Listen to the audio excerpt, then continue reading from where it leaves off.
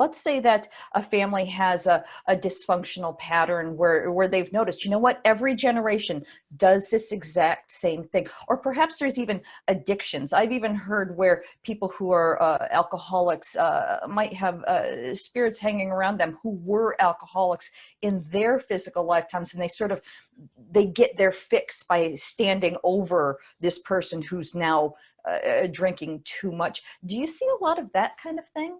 What you just spoke of there, I've heard of from two people. I don't have experience of that, but what I do have many experiences of is in my readings, those on the spirit world come through for our healing and for theirs as well. They come to make amends, to offer apologies, to ask for forgiveness.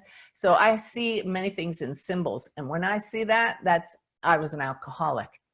So just today I did a reading, in fact, and the gentleman across the veil showed me that sign, but then showed me put it aside, showed me one generation back was alcoholic. And so these trends do come through and they bring them up for a reason. I can't tell you how many times I've heard in a reading, be it alcoholism, be it abusive behavior, whatever it is, many times a mother or a father will say, I don't want that to be my legacy. Please accept my forgiveness and may the legacy end right here. That's beautiful and very healing. Right. So are there any specific tools that we can use to increase our connection? Absolutely. You want to work on quieting your mind and practicing presence. The spirits are talking to us quite often. Now, granted, it's a very subtle vibration, which is why we need to clear out the more dense vibrations of, as I said before, anything that's not aligned with love. So we work on ourselves and catch ourselves being very human. So we don't have to be perfect, but set the intention of raising our vibration. And then again, clearing space so that when they do talk to us, we sense it. Most of us are so busy all the time. There's monkey mind chatter going on in our heads. We go from one thing to another. We need to be busy all the time. The moment we find ourselves with a minute of free time, we pick up our cell phones, right? And we're checking email or Facebook or whatever. So what if we at least spend 10 minutes a day being quiet? That carries out throughout the day. And then when your loved ones step in, you may start to notice that. Very important. I know some people will like to smell their grandmother's perfume, and that's how they know that she's present. Do you have experience with that? Exact scenario. Before I knew that I would be a medium one day, in fact, this is in my memoir, that I was standing at my father's bedside in hospice. And I turned to my sister and said, look, I told you I smelled grandma's perfume around here, not knowing that was a sign from loved ones, a very specific perfume that I only ever smelled with her. And my sister turned to me and she said, I don't smell it. And looking back now, it's so clear that she came to help her son across the veil. Beautiful. People will smell cigars. The spirit world will use whatever of our senses they can to get through to us, to say, I'm still here. The most beautiful thing I love is every session I do, they show me something going on in their loved one's lives now, a current event, to show that this is not just a visit today for a reading. They look in on us often.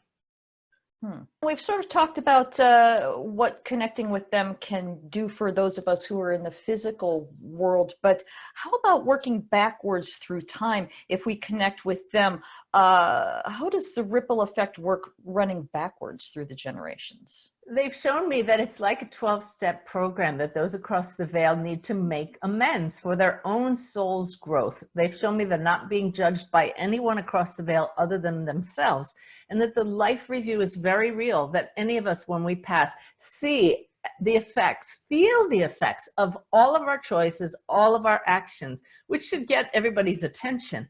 So before you open your mouth and say something, think, if I have to deal with this in the future, maybe I better get this right now. So they come to, again, ask for forgiveness, make apologies. And I know that that's helpful for their own growth.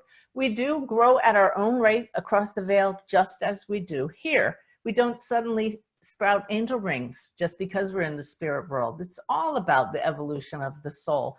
So if we can give forgiveness to someone across the veil as we grow spiritually and understand that we make decisions based on where we are at the time and we do our best, then by offering forgiveness, truly those across the veil feel it. It turns their light up. One statement I don't want to fail to say today is I like to tell everybody, don't wait until you have to seek out a medium from across the veil to say what needs to be said. Say it now to your loved ones here, because that's why I'm often set up by those in the spirit world. It's very clear that they helped orchestrate me coming together with certain clients when a reading ends up exactly on their birthday or on the date that they pass, and they have something very important to say. This is a very interactive experience, and the spirit world is just as involved as we are in making it happen. Sounds like this is sort of a common theme that you've come across, people asking for forgiveness. Are there any others that you see a lot of? Oh, well, the main message is, I'm okay. I love you. Don't worry about me. Don't be sad because I feel that.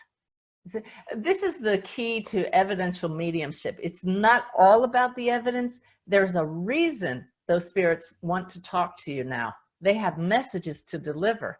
But some people like me, if we're very left-brained with our backgrounds, the way we're raised, we need that evidence so that we believe and trust those messages, those beautiful words that our loved ones want to share with us are truly coming from them. Let's go back again to the healing aspect of this. Have you worked with people who are in this physical realm where they're actually quite ill and they've spoken with, or you've delivered messages from the other side that where they've actually helped heal themselves physically with information? I've done that with physical health and mental health as well. I have a dear friend now who I met through doing a reading for her daughter, and her daughter showed me that her mom was stuck in her grief. One moment, like a Groundhog Day moment, that she just kept focusing on, this moment when her daughter collapsed, one of her last moments with her, and she couldn't get past it. And guides stepped in from across the veil and allowed healing energy to come through, and it absolutely healed her of that instantaneously, orchestrated by her daughter. So that was beautiful. I've had other times when loved ones have shown me an illness going on in my client. I'm not a medical medium. That's not my specialty, but when it needs to come through, it does. Like a woman in England, I said, your father is showing me there's a challenge in your water. It's giving you headaches. It's making you nauseous and sick. And she said, I have been dealing with nausea and headaches, but my doctor can't figure out what it is. And her father gave me a chemical compound. Turns out her dad was a chemist. And I said, he's telling you to test your water for this. You know, she actually went out and brought in a company to test it, and that was in the pipes. And they fixed it, and the headaches went away. Astounding. Wow. Yeah. That's pretty powerful stuff. And again, as a person who's trying to figure out my own stuff, and I'm sure our viewers are as well, again, if we don't have access to a medium that we trust, because there's only one of you, and well, I'm training more. We're training yes, lots of evidence-based mediums. Yes. Yeah. Thank you for that. Are there ways that we can get like genuinely detailed information like that kind of thing without having to track down somebody? Oh, yes. I mean, this is what all my work is about, is empowering everybody to go within for this guidance. It will come from loved ones across the veil. It may come from guides or spirit itself, the light, universe, whatever you want to call it. But so many people fail to ask because they don't understand that we are all connected. It's one universal mind directing all of this. So, oh, I remember the moment my own mother had suicidal thoughts, and she had never been like this before. And I just, knowing what I know, stepped to the side, shifted my awareness and said, whoever has the answer, what is going on with my mother? And just like that, this word popped into my mind, oxybutynin. So what is that? I went to her pill list, and there it was. And it's on the list of don't give this medications to old people. Causes suicidal ideations. So if I hadn't known to ask, her doctor was ready to put her in hospice when it was caused by a medication that he had prescribed. So my point here is, when we don't know to ask, we wander around just wondering, I don't know what to do about this. What should I do? But can you feel the difference between that, just diffuse wondering, versus whoever is listening, perhaps my family members, guide me. What specific guidance do you give me for this specific issue? Some people who've been working to expand their awareness, to clear their field, will get an immediate answer, as I did. But others may just get these downloads or an insight, or will find that they run into just the right person. And for some reason, they think to ask that person. The spirit world will put thoughts in our heads, guide us, and it comes through as intuition to us. So we learn to follow our intuition, but most especially ask those questions directly and specifically of higher consciousness. What if we come from a family that we believe, but the rest of the family thinks that we're nuts for even considering this type of thing? So that will block us from getting the information, but also we can't share that information if we do get it, when we get it, with our family members. Do you have any recommendations on getting through to people who need the information? You're making me laugh. I just moved to South Carolina, and my answer to that is, bless their souls. Bless their hearts, right? We have understanding and compassion for those who aren't where we are. We may be wrong about things as well. You know, there are some things we'll find out for sure when we all cross the veil. My dad thought when you die, the big black curtain comes down and that's it. And I remember looking at him and saying, Dad, when we cross the veil and I cross the veil and meet you, we'll have that discussion then. And we laughed about it. You know, if you have information that you feel is valuable for someone here and you received it from higher consciousness, you don't have to say where you got it. Just say, I have something that I feel I want to share with you. If someone does not believe what you believe, again, respect their path, send them love, and keep doing what your heart tells you. And I know that it's easy enough to use examples like pennies from heaven as little synchronicities to sort of help people understand how this works. Does that work for you? Pennies from heaven are signs that many people get, but skeptics would eat that up. You know, hey, I find pennies all the time. So be aware of how things will sound to the skeptics when you're sharing it. Don't try to change skeptics' mind, because it could be a losing battle. But if you have some evidence that cannot be denied and people trust you, okay, you might want to share that, but not with an agenda, and not if their response is going to knock the wind out of your own sails. Just respect what you know and share your happiness. But if they try to bring you down, don't even go there anymore. Do you have any recommendations for if somebody is trying to do this for themselves? Do you have a recommendation for who they should specifically ask to speak with or to communicate with? You mean a loved one across the veil, or help? Right. Well, when they're first starting to ask somebody, please tell me this information, do you have a filter, or is it just anybody who has this information? It would be first of all, if there's somebody really close to a certain issue. For instance, I remember doing a reading where a woman wanted to hear from her mother, and her mother came through from across the veil, and she said, look, we're having a big family problem. What does my mother have to say about that? And I asked Mom, and I said, your mom's showing me that you 3 kids are all fighting over the money she left behind. She shows me you've gone to a lawyer, and this is actually, there's a court case about it. And your mother just said, clear as day, if I knew what that money would do, I would have burned it before I passed.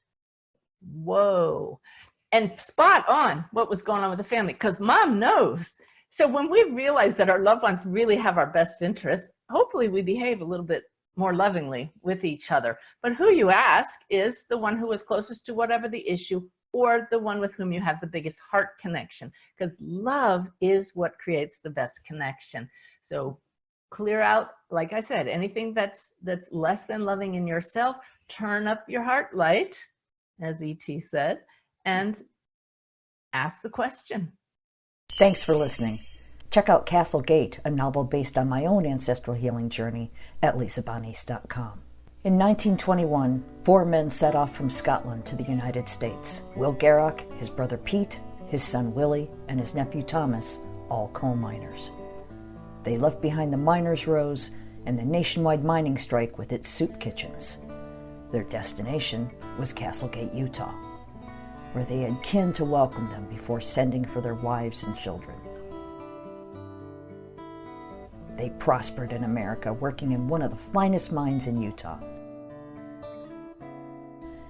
Until that tragic day, March 8th, 1924. Disaster struck. 3 explosions, trapping 171 men inside. Rescue crews worked tirelessly for days, but sadly, they could not save a soul. Women were widowed and children were orphaned, and some never recovered from their broken hearts. Castlegate is the true and tragic saga of a Scottish family whose dreams of finding their fortunes in the bountiful coal mines of Castlegate, Utah during the Prohibition era explode in one of the most devastating mine disasters in American history. Learn more at lisabonnice.com.